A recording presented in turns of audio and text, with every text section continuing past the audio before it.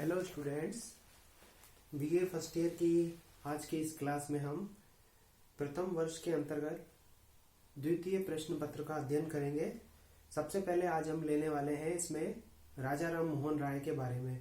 राजा राम मोहन राय के बारे में आप सब लोग पढ़ चुके होंगे।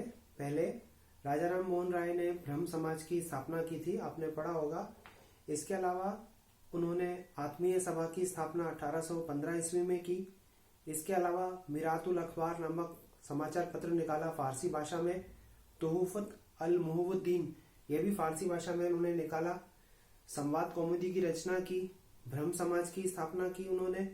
तो हम आज पढ़ने वाले हैं ऐसे एक विचारक का। सबसे पहले मैं आपको इसकी रचनाओं के बारे में बता देता हूं कि कौन कौन सी रचनाएं लिखी है, क्योंकि परीक्षा में जो छोटे प्रश्न आते हैं, वस्तुनिष्ठ प्रश्न, उसके अंतर्गत हमें रचनाओं के बारे में पूछा जाता है। तो सबसे पहली रचना है हिंदू उत्तराधिकार कानून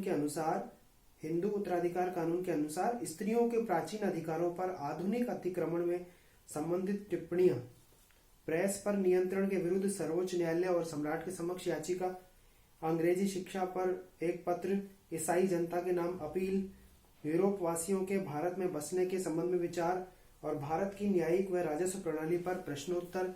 इसके अलावा उन्होंने फारसी भाषा में तुहुफत उल मुहवुद्दीन पुस्तक और अंग्रेजी में ईसाइयत के सिद्धांत पुस्तकें लिखी। इसके अलावा फारसी भाषा में मिरातुल अखबार नामक समाचार पत्र निकाला।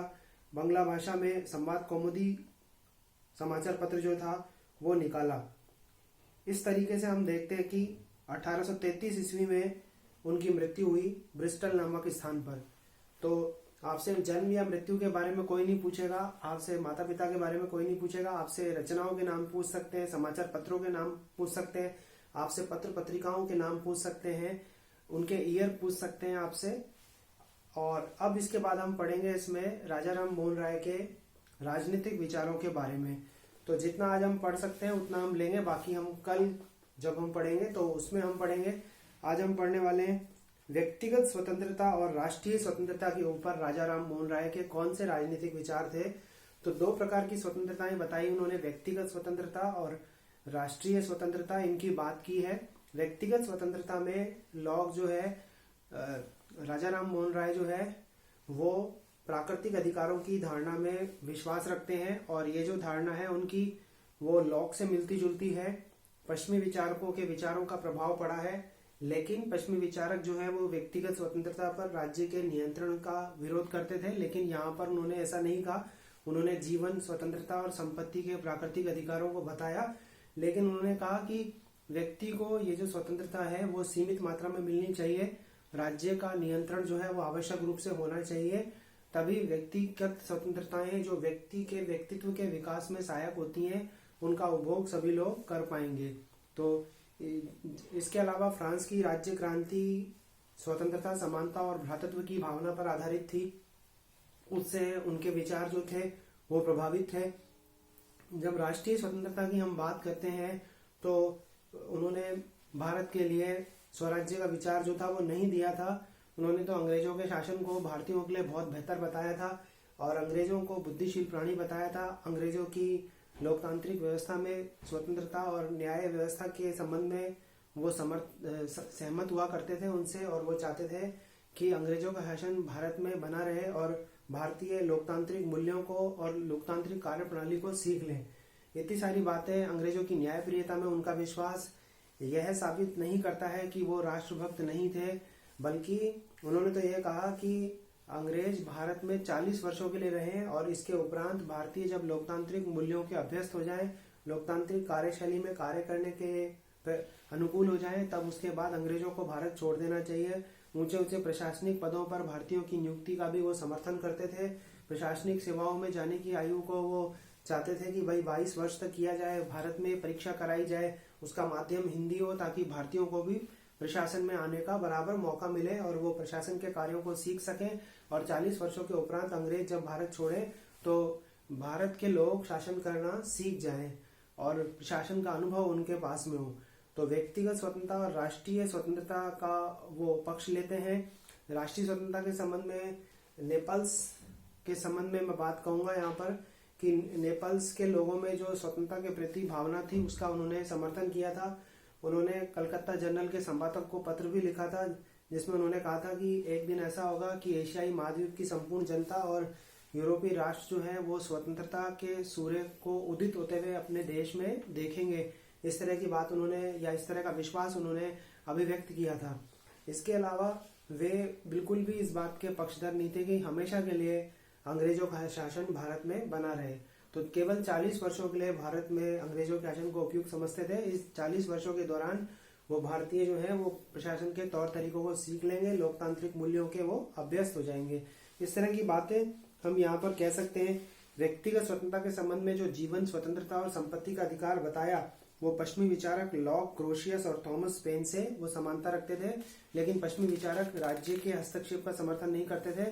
लेकिन जो राजा राम मोहन राय थे वो ये कहते थे कि इस तरह की जो स्वतंत्रताएं हैं उनका प्रयोग सभी व्यक्ति तभी उपभोग में ले सकते हैं जब उसके ऊपर राज्य का पूरी तरह से क्या हो, नियंत्रण हो। फ्रांस की राज्य क्रांति का विचार मैंने आपको बता दिया। इसके अलावा उन्होंने कहा कि राज्य को व्यक्ति के व्यक्तित्व के विकास के एक अनिवार्य साधन के रूप में होना चाहिए। राज्य से उन्होंने अपेक्षा की कि वह व्यक्ति को उसकी मूलभूत स्वतंत्रताओं से वंचित न करे। राज्य उन परिस्थितियों का निर्माण करे जिसमें रहकर व्यक्ति उन स्वतंत्रताओं का उपभोग कर सके जिसका वो समर्थन करते थे। और फ्रांस की राज्य क्रांति के संबंध में फ्रांस की राज्य क्रांति के जो प्रेरक सूत्र थे वो उनके विचारों के भी प्रेरक सूत्र थे और वो थे स्वतंत्रता, समानता और भ्रातृत्व की भावना।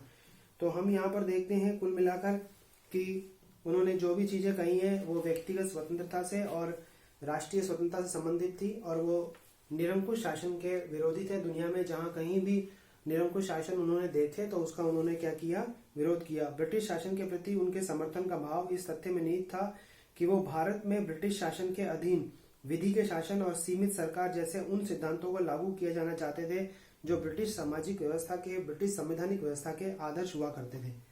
तो व्यक्तिगत स्वतंत्रता और राष्ट्रीय स्वतंत्रता के ऊपर आप पहले विचार लिखेंगे। पहला राजनीतिक विचार है। फिर दूसरा राजनीतिक विचार है प्रेस की अभिव्यक्ति की स्वतंत्रता। प्रेस और अभिव्यक्ति की स्वतंत्रता मतलब विचार अभिव्यक्ति की स्वतंत्रता जो हमारे संविधान में नागरिकों को मिली हुई है उसका समर्थन किया। प्रेस की स्वतंत्रता का समर्थन किया।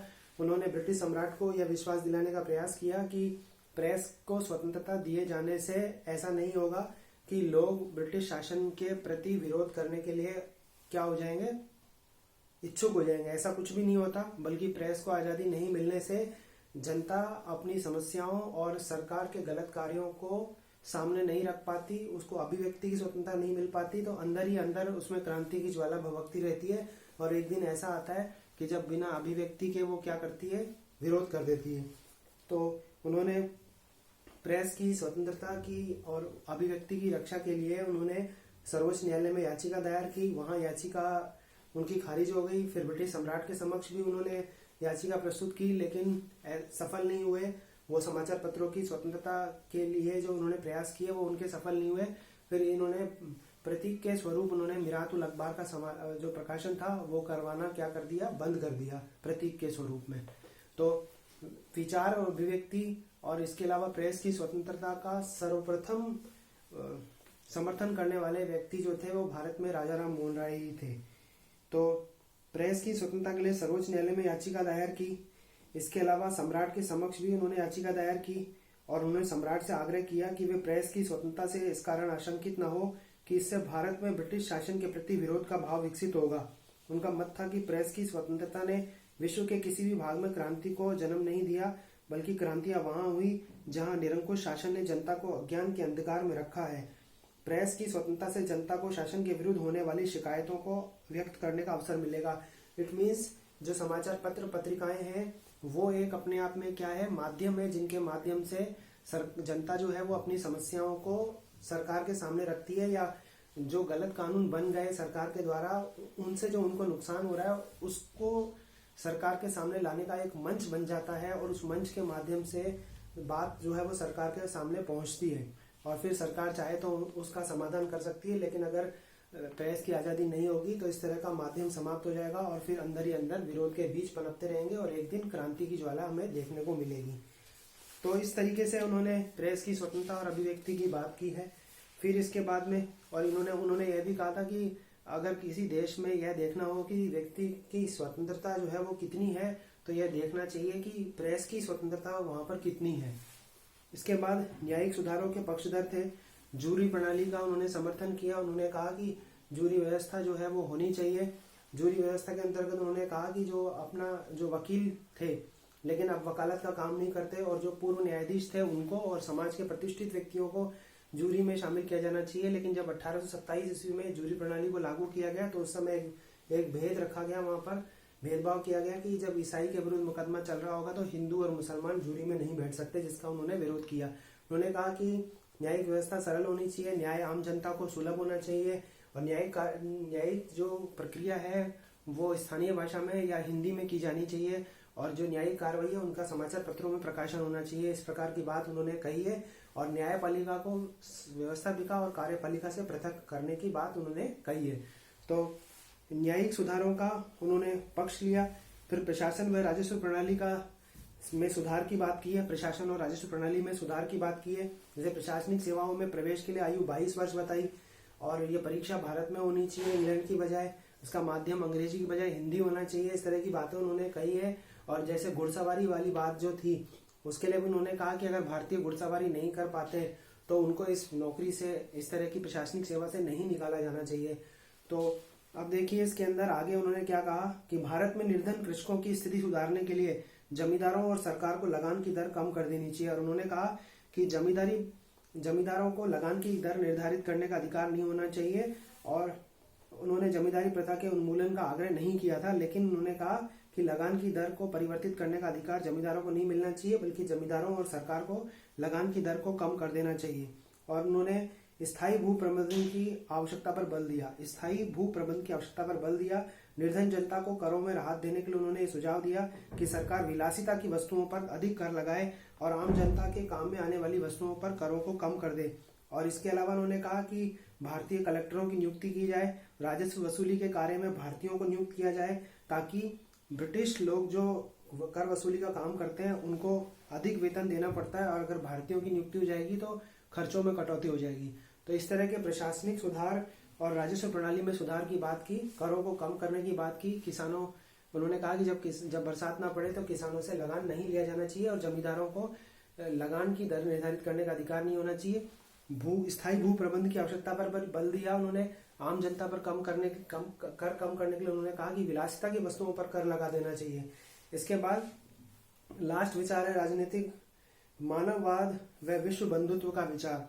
अब मानवतावाद और विश्व बंधुत्व के विचार इन्हीं बातों से स्पष्ट हो जाते हैं कि वो समष्टि और व्यक्ति, मतलब संपूर्ण समाज और अकेले व्यक्ति के बीच में, ईश्वर व मनुष्य में, मानवता व राष्ट्रीयता में, समुदायवाद व व्यक्तिवाद के मध्य अनिवार्य तादाद में उनके चिंतन का मूल केंद्र है।